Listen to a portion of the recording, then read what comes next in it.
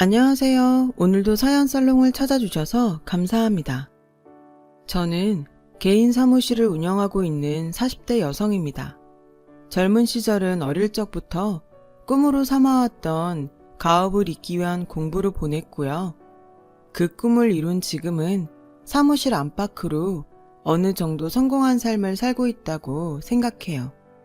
제 사연은 꿈을 이루기 직전부터 이룬 직후까지, 그러니까 제가 아직 30대이던 시절의 이야기예요.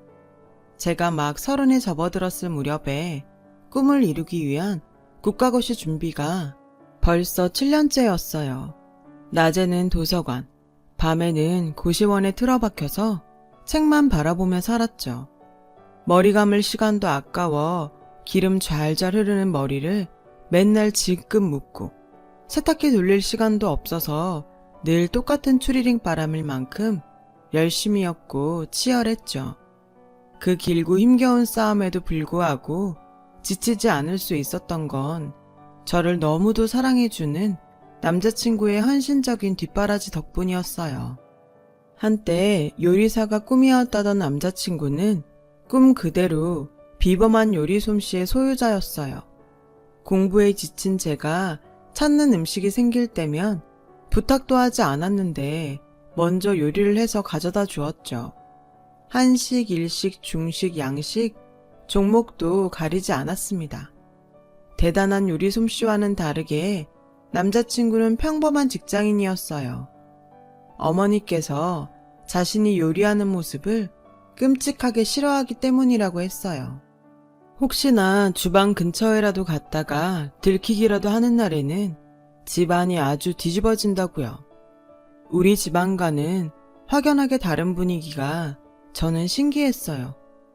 요즘 세상에도 진짜 그런 집안이 있기는 있구나 싶었어요.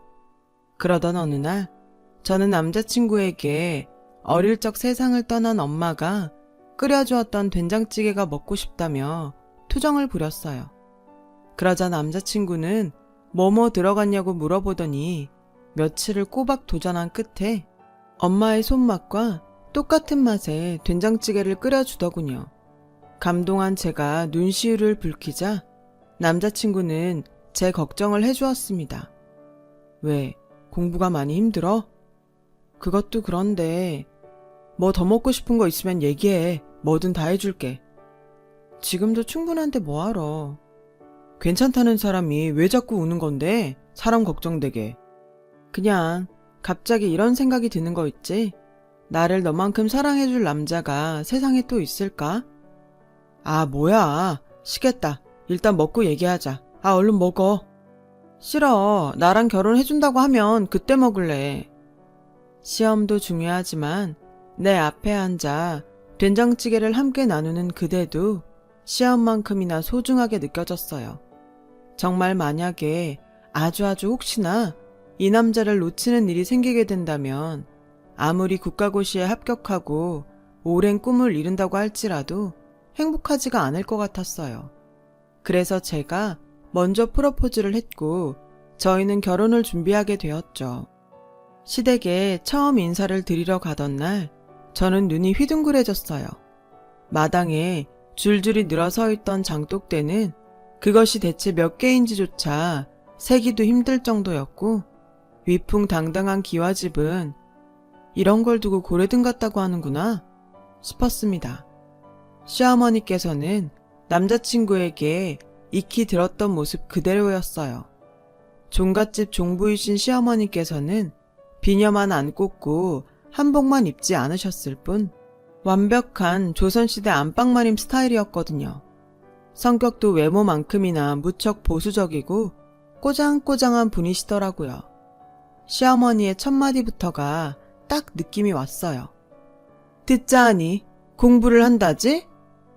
네, 어머님. 워낙에 어려운 국가고시라서 준비가 오래 걸리고 아서라. 말이 다 끝나기도 전에 자르시더라고요. 무슨 말씀이신지. 여자는 공부를 많이 할수록 안 좋아. 되려 집안에 문제나 불러올 따름이지. 시어머니께서는 그런 분이셨어요. 여자는 좋은 직업을 가져봤자 암탉 울음소리가 담장을 넘어가기만 하는 꼴이다 하는 말이 좌우명인 그런 분이요.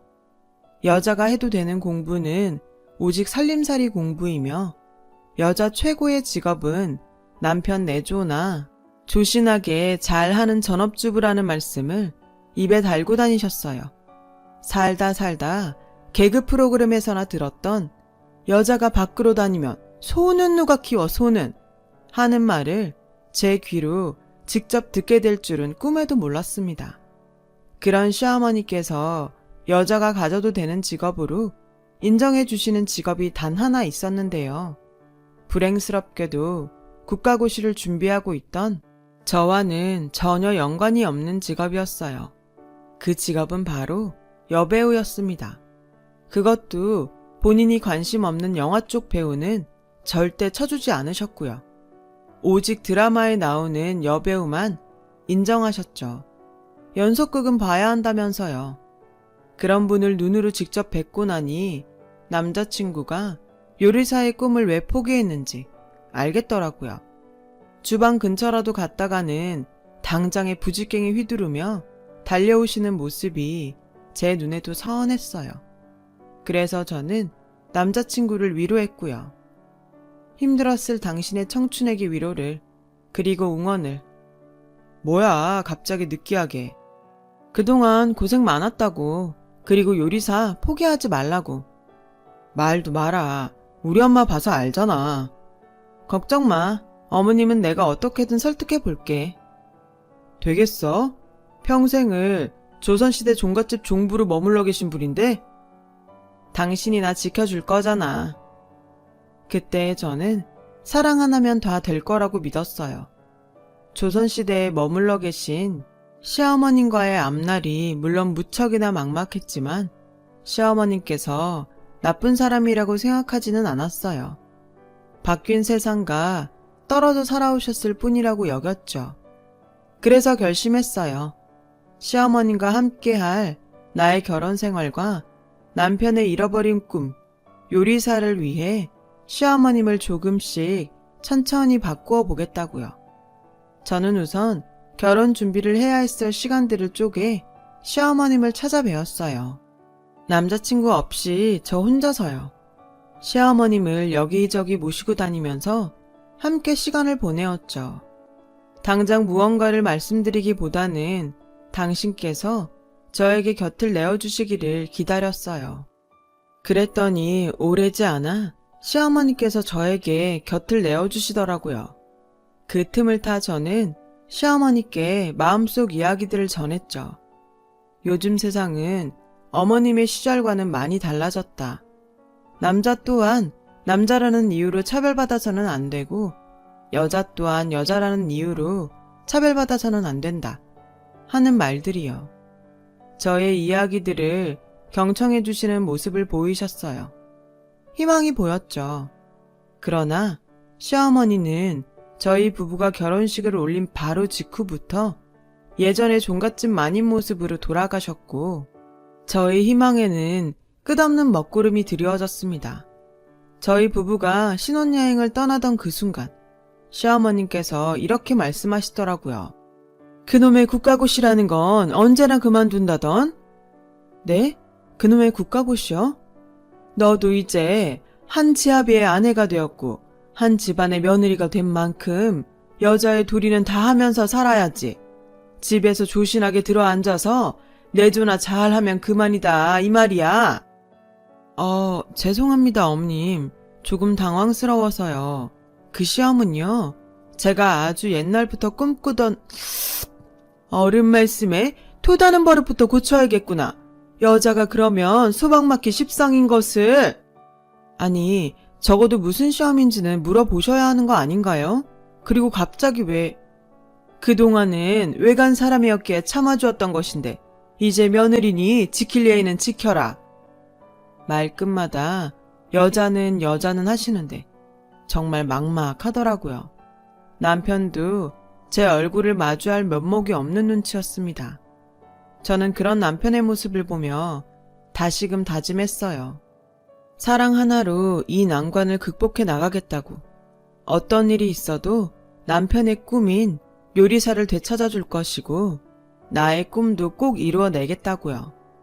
원래 한 번 결심하면 곧바로 행동에 옮기는 스타일인지라 신혼여행을 마치고 돌아온 저는 미처 신혼집에 짐을 풀기도 전에 남편에게 요리사 전문교육 과정부터 등록시켜 주었어요.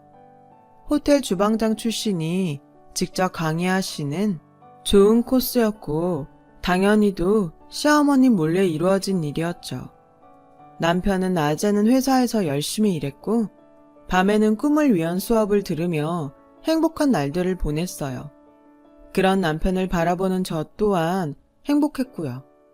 그 행복에게서 얻은 힘을 저의 꿈을 위한 시험에 쏟아부었어요.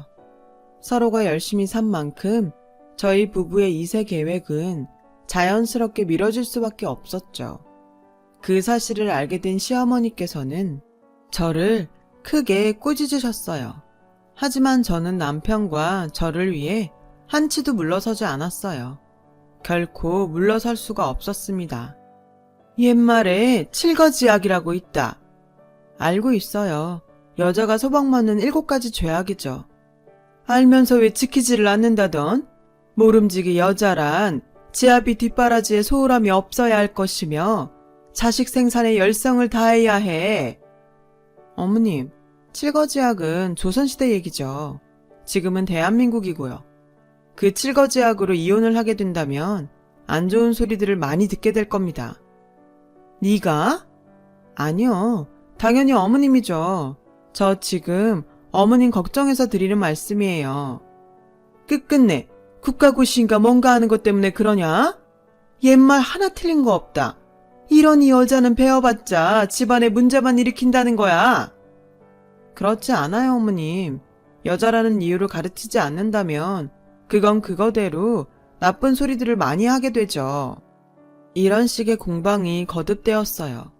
시어머니께서는 시어머니대로 뜻을 굽히지 않으셨고 저는 저대로 제가 생각하는 올바름을 포기하지 않았어요.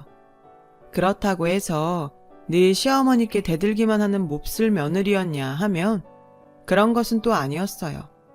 국가고시를 준비하는 짬짬이 어느 집 며느리보다 시어머니를 잘 모셨다고 자부합니다. 친정에서 성격을 물려받기로 타인을 함부로 대하는 성격은 못 되었어요. 그러던 어느 날 시어머니께서 제 남편의 요리사 전문 과정 수강 사실을 알게 되신 거예요. 제가 먼저 나서서 등록해줬다는 사실까지 모두를요. 시어머니께서는 격분하셨고 저와 남편 몰래 저희 부부의 신혼집을 처분해버렸습니다. 집이 팔리고 나서야 그 사실을 알게 된 저는 화가 정말 많이 났어요. 그 집은 친정 아버지께서 저와 남편을 위해 마련해 주신 것이었거든요. 아무리 시어머니라도 아닌 건 아니라고 생각했던 저는 그 생각 그대로를 시어머니께 말씀드렸죠. 그러나 시어머니께서는 눈썹 하나 까딱하지 않으시더라고요. 내 재산 내가 처분했기로 그게 무슨 문제야? 어머님 재산 아니에요. 굳이 따지자면 저희 친정 아버지 재산이죠. 너 시집 올 때 결혼 지참금 쪽으로 가져온 것 아니냐? 그럼 친정 아버지께서 돈까지 줘가면서 저를 이 집에 파셨다는 말씀인가요? 굳이 따지자면야 그렇게 되는 셈이구나. 어쩌겠니? 그게 여인네의 팔자인 것을. 아니 어머님. 지금 사극 찍으시는 것도 아니고 어떻게 그런 말씀을 입에 올릴 수 있으세요? 어머님께서도 똑같은 여자이면서요. 네? 가타부터 할 것 없고 내일부터 시댁에 들어와 살면서 조신하게 살림살이부터 배워. 그놈의 국가고신이 뭐니 하는 거는 오늘부로 끝이다. 그때 저에게 전화 한 통이 걸려왔어요. 시어머니께서 신혼집에 손을 댔다는 소식을 듣고는 급하게 차를 몰고 집으로 돌아오던 남편이 아주 큰 교통사고를 당했다는 소식이었어요. 생명이 위독하다고 했습니다. 저와 시어머님은 급히 병원으로 향했고 하나밖에 없는 사위가 위독하다는 소식에 친정 식구들도 모두 모였죠. 남편은 그야말로 생사를 오가고 있었습니다. 당장 긴급 수술에 들어가지 않으면 유언 한마디 못 들어보고 떠나보내게 될지도 모르는 상황이었어요. 저와 친정 식구들은 남편을 살리기 위해 인맥을 모두 동원한 끝에 남편이 받게 될 수술에 국내 최고 권위자와 연이 닿았어요. 그렇게 남편은 권위자 의사 선생님께서 계신 병원으로 급하게 이송이 되었는데 남편이 수술방에 들어가기 직전에 시어머니께서 갑자기 남편이 실려있는 침대를 막아섰습니다. 남편의 수술을 집도해 주실 권위자 의사 선생님께서 여자라는 이유에서였어요. 어디 여자가 의사랍시고? 당장 남자 의사 불러오지 못해? 물러서세요. 제 남편, 아니 당신 아드님 지금 많이 위독해요. 그래도 여자는 안 돼. 이 병원은 남자 의사도 없어? 여자. 아니 여자가 무슨 죄를 지었다고 이러세요. 여자로 태어난 게 죄입니까? 남편 잡아먹으려니 말은 번지르르 하구나 아주. 네가 하늘 같은 지아비한테 부엌일이나 가르치려고 늘지만 않았어도 이 사단은 나지 않았지. 요리사입니다. 요리사라고요. 어머님 때문에 남편이 포기해야만 했던 꿈이요. 썩 꺼져라 인연. 우리 집안은 너 같은 며느리 둔 적 없다. 어머니나 나가주세요. 제발 이거 하나는 똑똑히 알아두시고요. 당신 아드님 살릴 사람은 남자도 아니고 여자도 아니고 의사예요. 대한민국 최고 의사. 저는 시어머니를 밀쳐내고 남편의 침대를 수술방으로 밀어 넣었어요. 다행히 수술은 잘 끝났고 오래지 않아 남편은 건강을 회복했어요. 때이른 죽음을 잠시나마 경험했던 덕분이었을까요? 요리사의 꿈을 향한 남편의 열망은 제가 그를 만난 이래 최고로 커져 있었습니다. 저는 그런 남편에게 시어머니 이야기를 넌지시 꺼냈어요. 당신 하고 싶은 대로 해. 당신이 원하면 뭐든 다 해줄 수 있어 난. 엄마가 옆에 있으면 당신 시험 준비하는데 방해되겠네? 아무래도 나도 요리사 준비하는데 어려움이 있을 거고. 유감스럽지만 그렇겠지? 그럼 엄마는 나중에 나이 좀 드시고 부드러워지시면 그때 봐서 찾아뵙는 걸로 하자. 그렇게 저희 부부는 어머님께 의절을 고했습니다. 의절을 고하고 집으로 돌아오는 기분은 생각만큼 후련하지는 않았어요. 어쩌면 이때 저는 이미 훗날에 예정된 시어머니와의 재회를 예견하고 있었을지도 모르겠어요. 어쨌든 저와 남편은 시어머님과 멀어져 있는 동안 최선을 다해 서로를 사랑했고 각자의 꿈을 향해 노력했어요. 그 결과 저희 부부는 나란히 꿈을 이룰 수 있게 되었어요. 시간은 빠르게 흘렀어요. 시어머니와의 의절로부터 약 5년 정도 지난 어느 날이었던 것으로 기억해요. 당시 저는 제 사무실을 개업한 지 얼마 되지 않았고 직원들도 모두 충원된 상태가 아니었던 탓에 직접 신경 써야 할 업무가 많았습니다. 바로 그때 노크 소리와 함께 익숙한 실루엣의 누군가가 저희 사무실로 조심조심 들어오시더라고요. 여전히 조선시대 안방마님 같은 분위기를 풍기고 계시던 시어머니셨죠. 예기치 못한 재회에 저와 시어머니는 잠시 어쩔 줄을 몰라 했어요. 시어머니께서는 그곳이 제 사무실인 줄도 모르는 채로 무심코 들어오셨던 모양이더라고요. 잠시간의 침묵이 흐른 뒤에야 묘하게 어두운 시어머니의 안색이 저희 눈에 들어왔어요. 무슨 일 있으신 거죠? 그게... 아니다. 여자가 관여할 일이 아니야. 어머님, 저 여자 아니고 변호사로 이 자리에 있는 겁니다. 당신 아드님 살려내셨던 그 의사분처럼요. 제가 도전했던 극과고시는 사법고시였어요. 그걸 이뤄낸 저는 변호사가 되어 시어머님과 재회한 참이었고요. 시어머님께서는 뜨거운 커피잔이 차갑게 식을 동안 생각에 잠기셨고 한참이 지난 뒤에야 어렵게 말씀을 꺼내셨죠. 저와 남편이 시어머님과 의절에 있는 동안 시댁에는 큰 악재가 터졌더라고요. 시어머님께서 계약 관련 사항에 눈이 어두웠던 탓에 문중 재산들이 부동산 투기하는 사람들에게 아주 헐값으로 넘어가게 된 상황이었어요. 저는 잠시 망설였죠. 솔직히 저도 사람인데 말끝마다 여자를 입에 올리시며 멸시를 하고 그놈의 여자 타령 때문에 남편의 수술까지 막아섰던 시어머니를 향한 억하심정이 없을 수가 없잖아요. 하지만 저는 시어머니께 억하심정을 품고 있는 의절한 며느리가 아니라 법질서를 수호하는 하나의 변호사로서 시어머님을 대하기로 했어요. 그런데 공연히 마음 쓸 것 없다. 이만 가보마. 이대로 가시면요. 도움 받으실 곳은 따로 있으세요? 도움은 무슨? 다 내 죄인 것을 여자된 몸으로 도장 같은 것을 함부로 휘두르는 게 아니었어. 어머님께서 여자라는 사실은 절대 문제가 될 수 없어요. 더욱이 속여 먹은 쪽이 나쁜 놈들인 거고요. 그래도 내가 어떻게 사람이 염치라는 것이 있는 법이지. 염치 타령은 혹시 시어머니와 며느리로 다시 만나게 되면 그때 다시 하시고요. 지금은 일단 변호사를 만나신 거니까 변호사로부터 보호를 받으셔야죠. 저는 곧장 몹쓸 부동산 투기 세력으로부터 시댁의 문중 재산을 지켜내기 위한 소송을 시작했어요.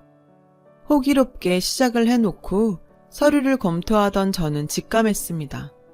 아, 결코 쉬운 소송이 아니게 되겠구나 하는 것을요. 그래서 어떻게 했냐고요? 깔끔하게 친정 찬스 썼습니다. 아빠 찬스, 고모 찬스, 육촌 언니의 외삼촌 찬스까지 쓸 수 있는 찬스란 찬스는 모조리 썼어요. 이제 와서 말씀드리지만 저희 집안은 대대로 법조인 집안이었거든요. 그래서 제가 어릴 적부터 변호사의 꿈을 가졌고요. 마침내 한자리에 모인 저희 친정 식구들은 초호화 법조인단을 꾸리게 되었어요. 역시나 소송은 치열했지만 가족이 함께였기에 든든했죠. 그 가족에는 남편도 포함되었습니다. 재판 준비하느라 사무실에서 밤을 지새우기 일수인 친정 법조인단을 위해 남편이 삼시세끼도 모자라 간식에 야식까지 모조리 책임져 주었거든요. 그러는 사이 천년만년 꼬장꼬장하실 것만 같던 시어머니께도 변화가 찾아왔어요. 치열하게 재판 준비를 하고 있던 날 사무실로 시어머니께서 각종 자료들을 모아 저희 사무실을 찾으셨고 그때는 마침 남편이 직접 만들어다 준 저녁 도시락을 먹고 있었어요. 저는 혹시나 싶은 기대를 품고 어머님께 남편의 도시락을 권했죠. 처음에는 완강하게 거부하시던 시어머니는 저희 친정 식구들에게 눈치가 보이셨는지 마지못해 몇 술 뜨셨습니다. 처음 맛본 아들의 요리 솜씨에 적잖이 놀라시는 눈치가 훤했어요. 그날 시어머님께서는 사무실을 떠나시며 저에게 넌지시 물으시더라고요. 있잖니? 말씀하세요. 남자가 요리사를 하면 사내놈이 부엌에나 들락거린다고 사람들이 흉을 보진 않든? 당연하죠. 요리사에 남자 여자가 어딨다고요. 음식만 잘하면 최고지. 그리고 또 있잖니? 남자 요리사라고 차별받고 그런 거는 정말 없는 거 맞다디? 왜요? 아드님 걱정되세요? 걱정이라기보다는 솔직히 솜씨가 나보다 낫더라 얘. 음식이 아주 많나. 시어머님께서 평생을 사로잡혀 계셨던 남자 여자에서 처음 벗어나게 된 순간이었어요.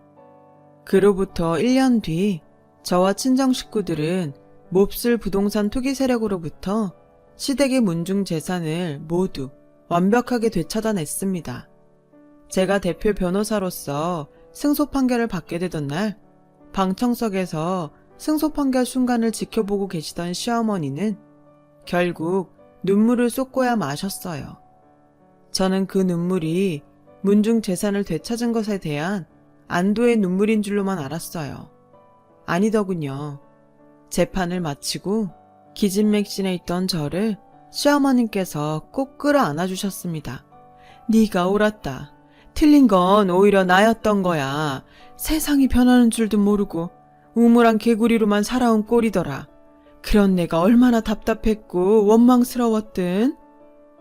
괜찮아요. 다 지난 일인데요, 뭐. 근데 왜 갑자기 그런 생각이 드셨대요? 해가 서쪽에서 떴나? 잠시 망설이던 시어머님께서는 마침내 진심을 들려주셨죠.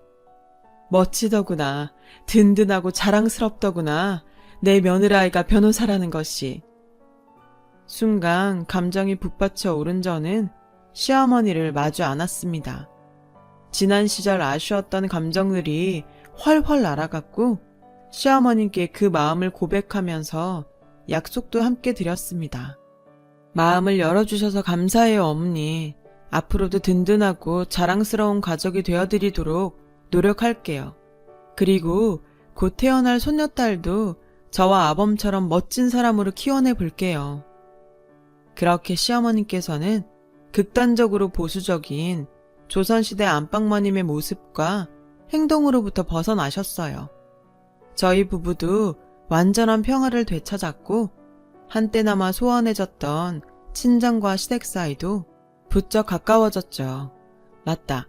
시어머님께서 아직 버리지 못하고 계신 것이 딱 하나 남아있는데요. 그건 바로 1일 연속극 보면서 막장 몹쓸 며느리를 향한 험담을 퍼붓는 것입니다. 근데 뭐 저도 드라마를 보면서 경악할 때가 많고 무엇보다 드라마는 드라마일 뿐이니까요. 이 정도면 저 안심해도 되는 거 맞겠죠? 제 이야기 들어주셔서 감사합니다. 건강하시고 행복하시길 바랍니다.